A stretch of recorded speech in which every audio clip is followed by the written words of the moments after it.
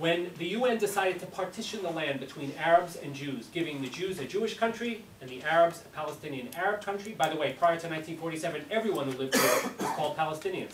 And if you're older than 59 in this country and you had an identification card as a Jew, you were called a Palestinian Jew. But from 1947, or rather from 1948, basically a Jewish state came into being. The Arab state that was supposed to come into being didn't, because Israel was attacked immediately after partition, immediately after Israel was declared, immediately after declaration was established in that same house on Rothschild Boulevard that you visited earlier this morning.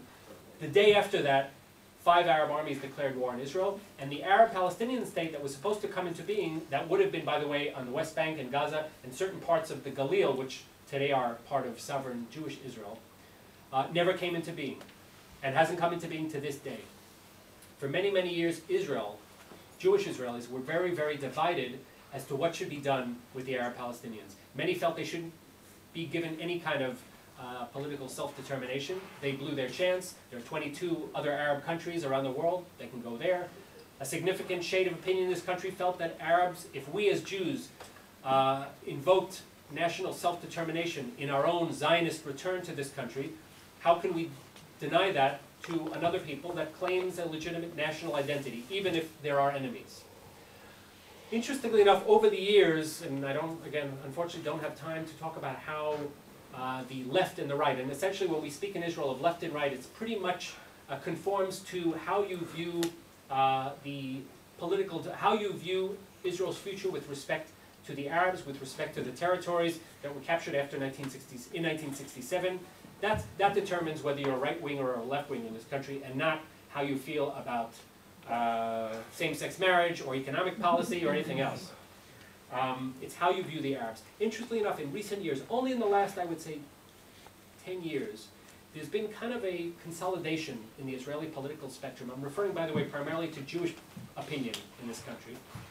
Today, for a variety of reasons, unfortunately don't have time to get into that either, but for a variety of reasons, the overwhelming majority of Israeli Jews today feel that a Palestinian state in roughly the West Bank and Gaza, maybe with some border amendments, if not a desired outcome, is certainly an inevitable outcome. Most Jewish Israelis, upwards of 70%, have reconciled themselves to the notion that there will be a Palestinian state in this part of the world, abutting the state of Israel, with some type of contiguity or some type of link between the West Bank portion of Palestine and the West Bank portion of Palestine. Not clear how that would take form. Most Israelis, or a significant number of Israelis, feel that Jerusalem will in one way or another, somehow have to figure into the final status negotiations, something that was unthinkable only 10 years ago. However, when Palestinians speak of their own right of return, I don't know how many of you follow the ongoing debate here, but there's a talk today of the Palestinian right of return.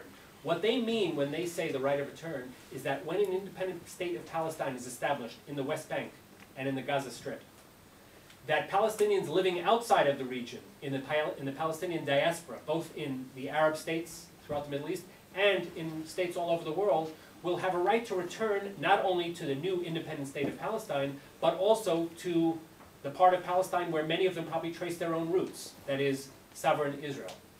That is something that the overwhelming majority of Israelis reject out of hand, because they claim that we can't have a situation where we come to a final status agreement where the Palestinians get a state and the Jews get their Jewish state, but the Palestinians are really saying what's ours is going to be ours, and what's yours is also over time going to be ours.